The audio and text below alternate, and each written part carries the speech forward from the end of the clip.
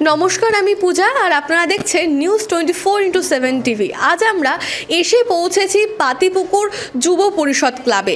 এই ক্লাবের পরিচালনায় কিন্তু অনুষ্ঠিত হচ্ছে বয়সভিত্তিক বসে আঁকো প্রতিযোগিতা। মধ্যবয়স্ক থেকে শুরু করে খুদেরাও কিন্তু এই সৃজনমূলক অনুষ্ঠানে অংশগ্রহণ করতে শুরু করেছে। আমার ক্যামেরা পার্সনকে বলবো সেই সমস্ত দৃশ্য আপনাদের সামনে তুলে ধরার জন্য।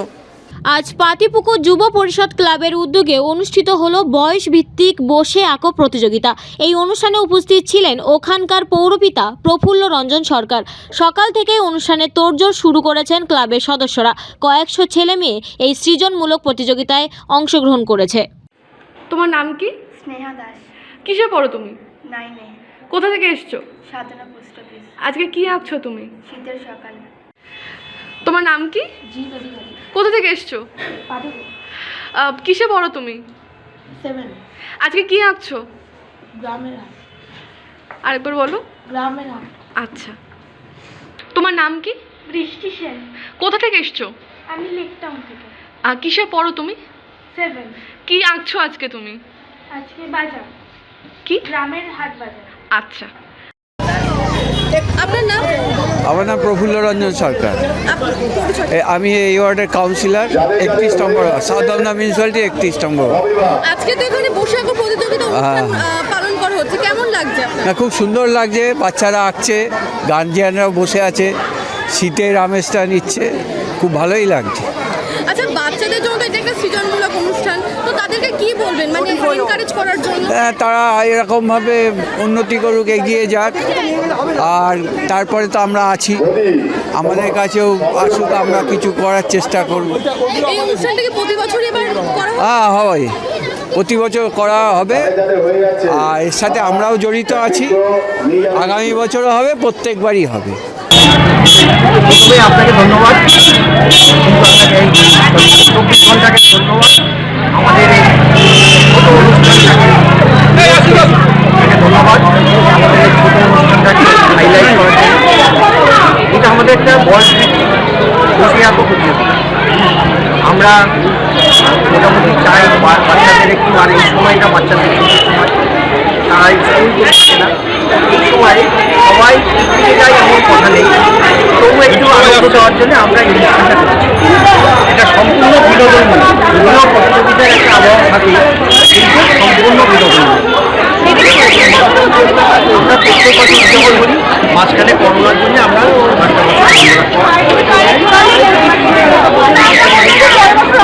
আবার আমরা মা দুর্গার বিসর্জনের সময় যেরকম বলি আসছে বছর আবার হবে, আমরা এখনও বলি আসছে বছর আমাদের প্রতিযোগিতা আবার নতুন নতুন বাচ্চাকে আমরা তাদের আঁকার জন্য উৎসাহিত করব।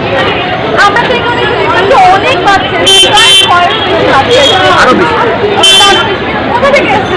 সবই অঞ্চলে, এই অঞ্চল পাটিপুকুর, লেকটাউন, দক্ষিণদারি, এই সমস্ত জায়গা থেকে, কালিন্দি, এখান থেকে সব বাচ্চারা এসে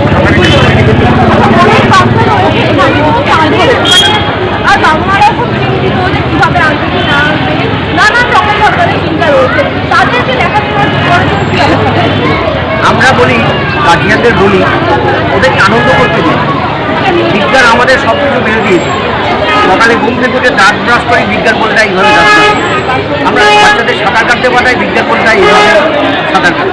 তো আমরা বলি আঁকা প্রতিযোগিতা মানে গার্জিয়ানরা কোনো ইন্টারফেয়ার করবেন না, তাদেরকে তাদের মতো আঁকতে দিন, তারা আনন্দ করে আঁকুক।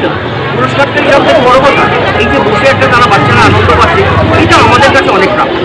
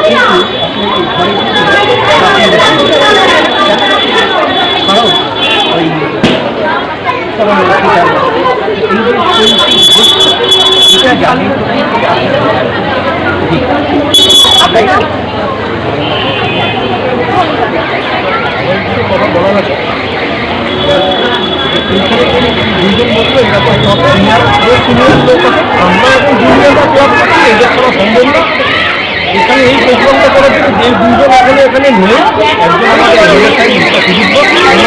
অনেকটা ক্রেডিট এই প্রোগ্রামটা করার জন্য এবং করার জন্য, আর দ্বিতীয়ত আমাদের কাউন্সিলর কোনো ব্যক্তিগত কাজে হয়তো আটকা পড়ে গেছে, আসতে পারেননি, এবং ওনারও প্রচুর হেল্প আছে আমাদের এই প্রোগ্রামটা করার জন্য, এবং ওনাদের কথা না বলে ব্যাপারটা সম্পূর্ণ হতো না, নেই বলে থাকে ওনারাই বাইক দিচ্ছে।